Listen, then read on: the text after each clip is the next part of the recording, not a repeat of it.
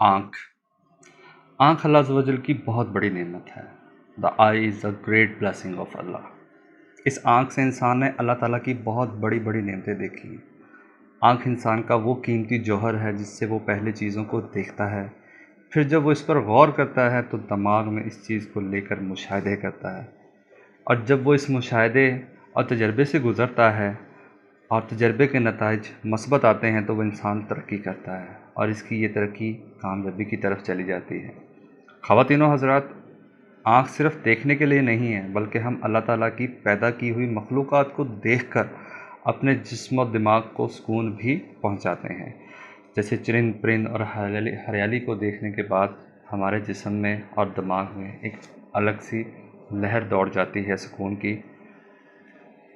लेकिन यहाँ जो आप आँख देख रहे हैं, ये वो आँख है जिसकी कोई जिस्मानी हैसियत नहीं है। ये बस लफ्ज़ों में बयान की जा सकती है। इसकी जितनी भी तारीफ़ की जाए कम है, क्योंकि इंसान इस ना नज़र आने वाली आँख की वजह से ही तरक्की करता है और कामयाबी हासिल करता है। आज इंसान ने जितनी भी तरक्की की है, इस एक ना नज़र आने वाली आँख की वजह से की है, जिसका नाम छठी हिस्स है, और इंग्लिश में हम इसे सिक्स्थ सेंस कहते हैं। इंसान की जिस्मानी आँख ने एक दरख्त के तने से सेब को जुदा होते और ज़मीन पर गिरते देखा, तो इंसान की हिस्स ने देखा कि ये कोई एक ऐसी ताकत है जो चीज़ों को ज़मीन की तरफ खींचती है, और फिर उस इंसान ने उस पर मुशाहिदे किए और कामयाब हो गया। उस इंसान का नाम न्यूटन है और उस ताकत का नाम ग्रेविटी फ़ोर्स है, और जिस हिस्स ने इंसान को सोचने पर मजबूर किया उसका नाम सिक्स्थ सेंस यानी छठी हिस्स है।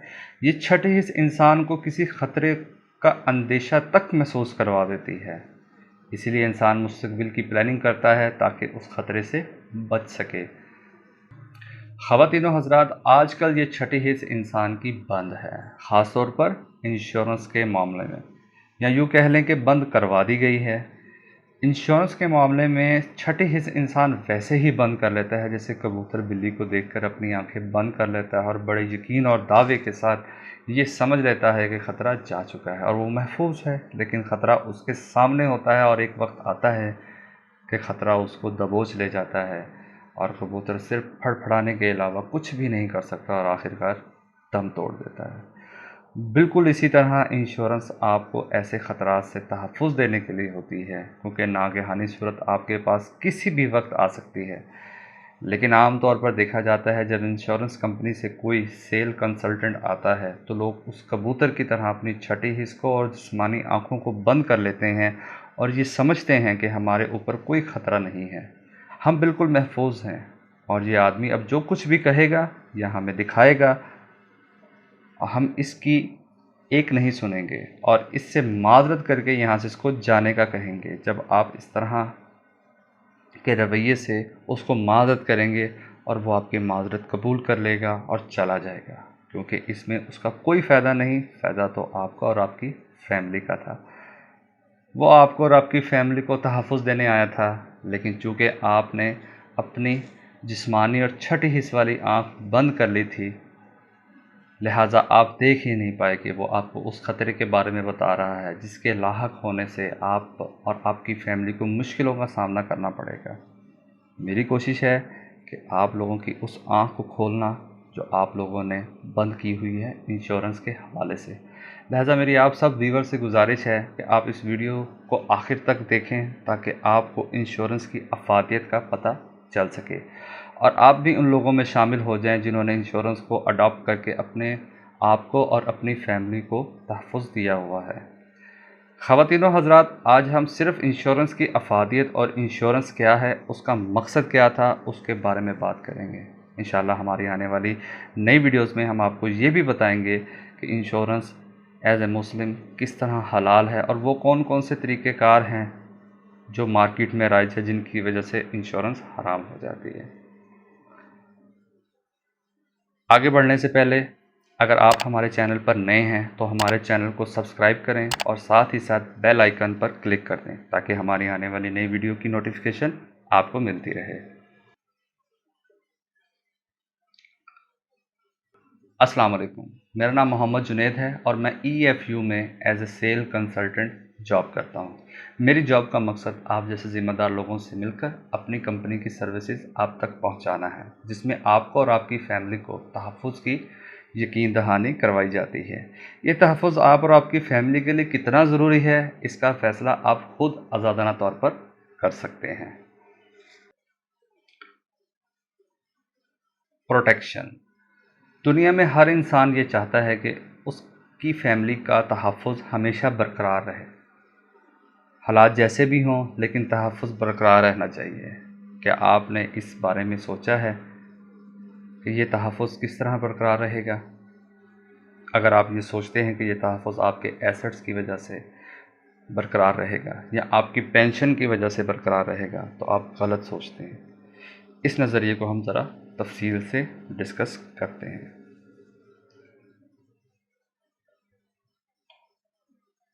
व्यूअर्स, यहाँ आपको एक खुशहाल फैमिली नज़र आ रही है और साथ ही साथ इस फैमिली के कुछ एसेट्स भी नज़र आ रहे हैं। इस आदमी के 2 बच्चे हैं, जिनमें बड़े बेटे की उम्र लगभग 8 साल और बेटी की उम्र लगभग 6 साल है। पैसे कमाते हुए इसको 15 साल हो चुके हैं और तकरीबन 15 सालों में इस शख्स ने कुछ एसेट्स भी बनाए हैं, ये सोच कर के जब बच्चों की पढ़ाई यानी आला तालीम का वक्त आएगा तो मैं अपने कुछ एसेट्स को मार्केट में बेच कर अपने बच्चों की आला तालीम पर खर्च कर दूंगा। फिर जो बाकी रह जाएंगे एसेट्स, उनमें से अपनी लाडली बेटी की शादी कर दूंगा। अब मेरा व्यूअर से सवाल ये है, क्या इस शख्स की फैमिली और वो ख़ुद तहफ़्फ़ुज़ में है? क्या वो ये सोचता है कि उसने अपनी फैमिली के लिए एक बेहतरीन मनसूबाबंदी कर ली है? जो व्यूअर्स ये सोचते हैं और समझते हैं इस शख्स की प्लानिंग बेहतरीन है, वो ईमानदारी के साथ वीडियो को पॉज़ करें और कमेंट्स बॉक्स में यस लिखें। अगर मैं ये कहूँ कि इस शख्स की प्लानिंग में किसी भी तरह का कोई तहफ़्फ़ुज़ नहीं है, तो आप अभी तक मेरे साथ मुत्तफ़िक नहीं होंगे। आप सब व्यूअर्स ये सोच रहे होंगे कि इसने तो अपनी फैमिली को एसेट्स दे दिए हैं, वो जब चाहे इनको इन कैश करवाए और अपनी ज़रूरत पूरी कर ले। बिल्कुल ठीक, आप अभी तक सही सोच रहे हैं। लेकिन अगर क्या हो कि इन बच्चों की आला तालीम और बेटी की शादी पर वो तमाम के तमाम एसेट्स बेच दिए जाएँ, जैसा कि इस शख्स की प्लानिंग है, और अब आप लोग ये समझें कि अब हमारे पास कोई मुश्किल या परेशानी नहीं आएगी, तो आप ऐसा बिल्कुल करें। लेकिन जनाब, ऐसा होता नहीं है, क्योंकि दुनिया में 3 चीज़ें इंसान के बिल्कुल साथ साथ रहती हैं: बीमारी, माजूरी और मौत। अगर इनमें से किसी एक नागहानी सूरत लाहक होने के बाद आपको किसी बड़ी रकम की ज़रूरत पड़ती है, तो अब आप क्या करेंगे? अब आपके पास उस फैमिली की तरह सिवाय मदद तलब करने के और लोगों की जेब की तरफ देखने के अलावा कोई रास्ता नहीं। तो क्यों ना तहफ़्फ़ुज़ की एक ऐसी एक्स्ट्रा लेयर आपके लिए और आपकी फैमिली के लिए बना ली जाए, जिससे हम किसी नागहानी सूरत के वाक़या होने पर उस एक्स्ट्रा लेयर को इस्तेमाल करें। उससे ना तो हम किसी से मदद तलब करेंगे और ना किसी और की जेब की तरफ देखेंगे, और इससे ना आपके एहसासों पर कोई असर पड़ेगा। ये सारे काम सिर्फ़ एक ही चीज़ से मुमकिन हो सकते हैं और उसको हम इंश्योरेंस कहते हैं। जैसा कि मैंने अपने इंट्रोडक्शन में बताया है कि मैं ईएफयू में जॉब करता हूँ। ईएफयू स्टैंड करता है ईस्टर्न फेडरल यूनियन, और ये पाकिस्तान की यानी मुसलमानों की सबसे पुरानी और पहली इंश्योरेंस कंपनी है, जिसको कलकत्ता में 1932 में बनाया गया। 1961 में इस कंपनी ने इतना ग्रो किया कि ये एशिया और अफ्रीका की सबसे बड़ी कंपनी बन गई सवाए जापान के। 1972 में इंश्योरेंस इंडस्ट्री को नेशनलाइज कर दिया गया। 1992 में इंश्योरेंस कंपनी को दोबारा से डी नेशनलाइज कर दिया गया, और साथ ही साथ हमारी इस कंपनी ने पहला लाइसेंस पाकिस्तान से ले लिया। पाकिस्तान की गवर्नमेंट से लाइसेंस शुदा होने के साथ साथ हमारी कंपनी मुनिखरे से भी री इंश्योर्ड है, जो दुनिया की सबसे बड़ी री इंश्योरेंस कंपनी है। ईएफयू लाइफ पहली पाकिस्तानी इंश्योरेंस कंपनी है जिसको आईएसओ की तरफ से 2008 में और 2015 में सर्टिफिकेट दिया गया। ये ISO award international standard organization उन कंपनी को दिया जाता है जो बैनुल-अक़वामी सतह पर रहते हुए अपनी कंपनी को मेंटेन रखते हैं और उनके कायदो ज़वाबित के मुताबिक अपनी परफॉर्मेंस को बेहतर करते हैं। जैसा कि मैंने पीछे आपसे बात की मुनिखरे के एसेट्स की जो वैल्यू है आज के दौर में 236.36 बिलियन यूरो, जो बराबर है 55.745 बिलियन रुपीस के। यानी अगर देखा जाए तो पाकिस्तान जैसे 2 से 3 ममालिक चलाए जा सकते हैं। वीवर्स, ईएफयू लाइफ या ईएफयू ईस्टर्न फेडरल यूनियन 3 बड़े ग्रुप्स में काम करती है, जिसमें ईएफयू जनरल है, ईएफयू लाइफ है और आलियंस। ईएफयू जर्नल में बसेस, कार, एम्प्लॉयज़ वगैरह और मशीनरी वगैरह को इंश्योर किया जाता है। ईएफयू लाइफ में जैसे नाम से ही ज़ाहिर है लाइफ इंश्योरेंस सेविंग प्लान्स को डील किया जाता है और आलियंस में हेल्थ इंश्योरेंस को डील किया जाता है। मैं आपको ईएफयू लाइफ और ईएफयू आलियंस में डील करूँगा। ये हमारे क्लाइंट्स की समरी है। वक्त की कमी के साथ मैंने कुछ को यहाँ पर हाईलाइट कर दिया है। जैसे उनमें से जो मशहूर व मारूफ़ हैं मैं उनका नाम भी ले देता हूँ। जैसे सऊदी एयरलाइन है, एरो एशिया गल्फ़ है, एरो एशिया है, गल्फ़ एयर है, बीकन हाउस है, कराची स्टॉक एक्सचेंज है, लाहौर स्टॉक एक्सचेंज है, टोयोटा है, पाक सुजुकी है। उसके बाद MCB Muslim commercial bank, Meezan bank, Faysal bank, Dubai bank, Askari bank, bank Alfalah, Shaukat Khanum जो कैंसर का बहुत बड़ा हॉस्पिटल है पाकिस्तान में, मोबलिंग और वारिद टेलीकॉम जैसी बड़ी बड़ी कंपनीज हमारी क्लाइंट है। ईएफयू मैनेज ग्रोथ फंड हमारी कंपनी नॉन फिक्स प्रॉफिट पर काम करती है, यानी हमारी कंपनी का प्रॉफिट फिक्स नहीं होता। इसलिए हमारी कंपनी के जो फंड की जो ग्रोथ का जो चार्ट है उसमें फ्लक्चुएशंस हैं और हमारी कंपनी को हिस्ट्री में सबसे ज़्यादा 26% का प्रॉफिट हुआ है और उसके बाद मिनिमम 13 कुछ परसेंट का और एवरेज हमारी कंपनी की 14.16% है। जैसे जैसे हमारे क्लाइंट्स की तादाद में इजाफा होता गया वैसे वैसे कंपनी ने पे भी किया और एक मुहतात अंदाजे के मुताबिक 2020 तक कंपनी ने 20 बिलियन से ज़्यादा मार्केट में पे कर दिया है। एक छोटी सी इन्फॉर्मेशन, पहली इंश्योरेंस कंपनी 1705 में इंग्लैंड में बनाई गई जिसका नाम the amicable society for a perpetual assistance office था। अब आ जाते हैं इंश्योरेंस का मतलब क्या है, इंश्योरेंस कहते किसको हैं, असल में इसकी वजह क्या है दुनिया में आने की। किसी नुकसान के तहफ़्फ़ुज़ के लिए बीमा कराना। अगर मैं इन अल्फाजों को थोड़ा सा मज़ीद खोल दूँ, इसको एक्सप्लोर करें तो ये बनेगा किसी नुकसान के तहफ़्फ़ुज़ के लिए बीमा कराना जो आपकी और आपकी फ़ैमिली के लिए फ़ायदेमंद हो। यानी वो रकम जो बीमे के दौरान आपको मिलेगी किसी भी नुकसान की सूरत में, तो आपकी फ़ैमिली को उस फाइनेंशियल प्रॉब्लम से फेस ना करनी पड़े, उसके लिए एक रकम अदा की जाती है। अगर मैं इसको भी मज़ीद खोल दूँ, एक्सप्लोर कर दूँ, ज़रा गहराई में चला जाऊँ, तो ये बनेगी किसी बीमारी, माजूरी और मौत वाक़या होने की सूरत में वो रकम जो आपके और आपकी फ़ैमिली के तहफ़्फ़ुज़ के लिए दी जाए। असल में इंश्योरेंस का मतलब मैं फिर बताता चलूँ सिर्फ तहफ़्फ़ुज़ है। इसका ये कतन मकसद नहीं है कि आप हमारे साथ इन्वेस्टमेंट कर रहे हैं, आप हमारे साथ सेविंग कर रहे हैं और वो सेविंग आपके और आपकी फैमिली के तहफ़्फ़ुज़ के लिए है, ना कि इन्वेस्टमेंट के लिए है। ये बात यहाँ पर ज़ेरे गौर रहे कि हम आपको सिर्फ तहफ़्फ़ुज़ देने के लिए आते हैं, ना कि आपके साथ बिजनेस करने के लिए आते हैं, क्योंकि इंश्योरेंस का मतलब ही तहफ़्फ़ुज़ है, ना कि इन्वेस्टमेंट करना। सेविंग करना है आपकी और आपकी फैमिली के लिए।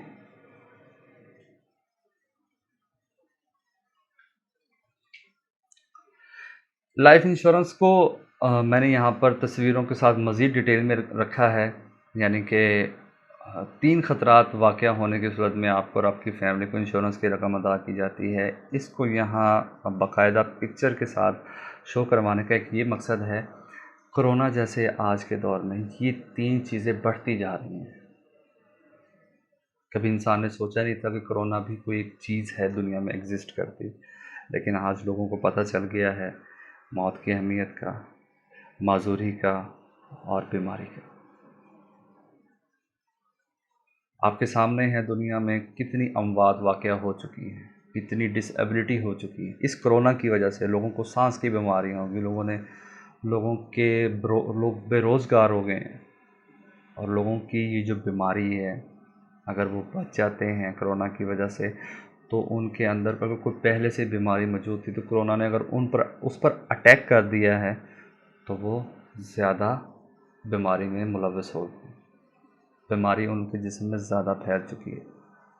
तो इन तीनों नागहानी सूरत में, तीनों ख़तरात में जो अपनी फैमिली को तहफ़्फ़ुज़ नहीं दे सकता, ज़ाहिर सी बात है अगर डेथ हो गई है तो अगर बंदा 40 से 50 हज़ार रुपया कमा रहा है तो सबसे पहले तो उसकी वो इनकम ख़त्म हो जाएगी। अगर कोई इंश्योरेंस पॉलिसी नहीं ली हुई तो उसकी फैमिली कहाँ से गुजारा करेगी। अगर वो डिसेबिलिटी में आ जाता है, अगर वो डिसेबल हो जाता है, तब भी वो इस खतरात में है कि उसकी फैमिली क्या खाएगी, क्या कैसे फाइनेंशियल कैसे ग्रोथ होगी उसकी। अगर वो डिज़ाज है, बेड रेस्ट पर चला जाता है साल के लिए, 6 माह के लिए, तब भी वो 40 से 50 हज़ार रुपया नहीं कमा सकता।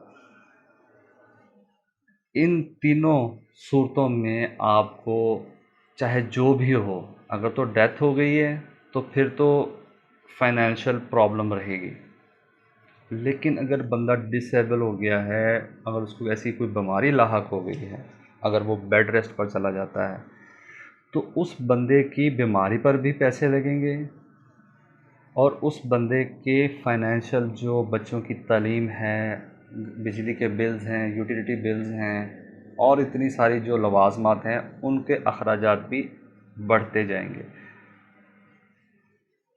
तो क्या अब आप ये सोचते हैं कि इंश्योरेंस बुरी चीज़ है? इंश्योरेंस एक बहुत अच्छी चीज़ है, बहुत बड़ा नेकी का काम है जो आप अपनी फैमिली के साथ करते हैं। तो लिहाजा खुदारा अपनी छठी हिस्स को खोलें, इसको देखें, इसको सोचें समझें।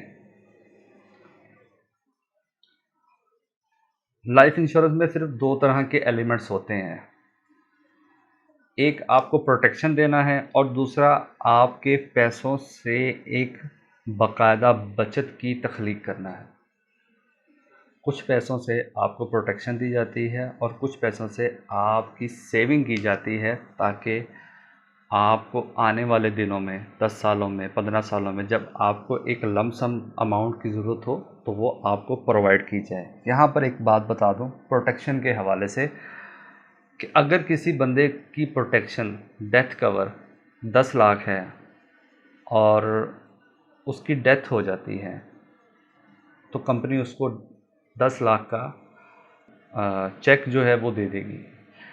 और ये इसका हरगिज़ मतलब नहीं है कि अगर आपका प्लान चल रहा है 10 साल बाद, अगर उस बंदे की मैच्योरिटी ठीक है, अगर 20 से 22 लाख बनती है, तो जब वो मैच्योरिटी को लेगा अपनी, तो ये हरगिज़ मतलब नहीं है जो उसको डेथ कवर दिया गया था 10 लाख, वो उसकी मैच्योरिटी में से माइनस होगा।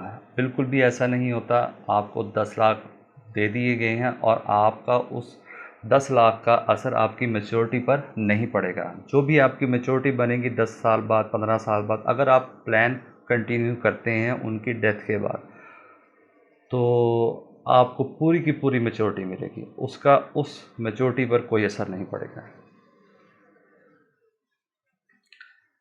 बट इस प्रीमियम क्या होता है? वो रकम जो लाइफ एश्योर्ड यानी पॉलिसी होल्डर सालाना अदा करता है उसे प्रीमियम कहते हैं। प्रीमियम को आप 4 तरीक़ों से अदा कर सकते हैं। ये आपकी सहूलत के लिए है, आपकी आसानी के लिए है। एक तो सालाना अदायगी होती है कि यकमुश्त आपने पूरी की पूरी रकम अदा कर दी फ़र्स्ट हैंड पर ही, और आपको साल बाद देनी होगी। फिर हो जाती है 6 माह की अदायगी, हाफ़ ईयरली, यानी हाफ़ पेमेंट आपने प्लान के स्टार्ट में दे दी और 6 माह बाद आपने उसको हाफ़ अदायगी कर दी, तो ये 6 माह की आपकी चेन बन जाती है। एक है माहाना अदायगी। मिसाल के तौर पर अगर आपका 1 लाख का प्लान हमारे साथ स्टार्ट हो जाता है और आप हमें प्लान जब स्टार्ट करते हैं, जब उसको एक्टिव करना होता है, तो उसका 25% आपको कुल रकम का आपको हमें अदा करना पड़ता है। वो अदा करने के बाद फिर आपकी जो माहाना किस्त होती है वो आपकी चलती रहती है। क्वार्टरली अदायगी, यानी हर 3 माह बाद कुल प्रीमियम का 25% अदा करना पड़ता है। यानी कि अगर आपकी 1 लाख की है और आप हमारे साथ चलना चाहते हैं तो 25% पहले अदा करेंगे, फिर 25% 3 माह बाद, फिर 25% 3 माह बाद, फिर 25% 3 माह बाद। इस तरह से 4 एक साथ में आपकी जो प्रीमियम है, आपका जो प्रीमियम है वो अदा हो जाएगा। तो ये बिल्कुल आपकी आसानी के लिए डिज़ाइन किया गया है। जैसे आप मुतमईन हो, इसको आप वैसे अदा कर सकते हैं। Thanks for watching. उम्मीद करता हूँ आज आप सब लोगों के सामने इंश्योरेंस के असल मकसद को पेश किया और जो गलतफहमियाँ थी वो आज ख़त्म हो चुकी होंगी। इंशाल्लाह अपनी आने वाली अगली वीडियो में आपको ये बताएंगे कि इंश्योरेंस लेना हलाल या हराम है। तब तक के लिए इजाज़त दीजिए। अल्लाह हाफ़िज़।